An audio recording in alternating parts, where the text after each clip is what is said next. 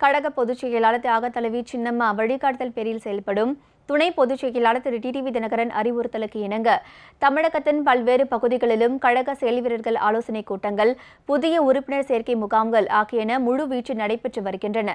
கழக துணை பொதுச் செயலாளர் திரு டிடிவி தினகரன் உத்தரவின் பேரில் தமிழகம் முழுவதும் தீவிர உறுப்பினர் சேர்க்கை நடைபெற்று வருகிறது. அந்த வகையில் இபிஎஸ்க்கு சொந்தமான தொகுதியான எடப்பாடியில் உள்ள ஜலகண்டபுரத்தில் உறுப்பினர் சேர்க்கை நடைபெற்றது. அப்போது பழனிசாமி அரசின் ஊழல்கள், 8 வழிச்சாலை, ஸ்டெர்லைட் உள்ளிட்ட பிரச்சினைகளை மையமாக கொண்டு தெருநாடகம் நடத்தப்பட்டது.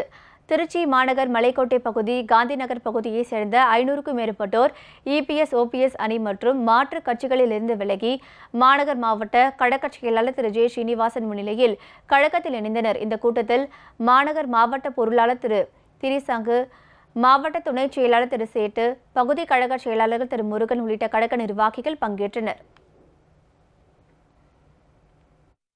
அம்மா இருந்த வரைக்கும் எங்களுக்கு பெண்களுக்கு பாதுகாப்பு இருந்தது. இப்போ அந்த பாதுகாப்பு எங்களுக்கு கிடையாது, இல்லை.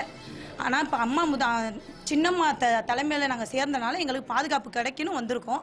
அம்மா முதலமைச்சராக டிவி தினகரன் முதலமைச்சராக ஆனார்னா எங்களுக்கு எந்த ஒரு இதுவும் இருக்காது, பாதுகாப்பாக இருக்கும்னு நாங்கள் நம்பி வந்திருக்கோம்.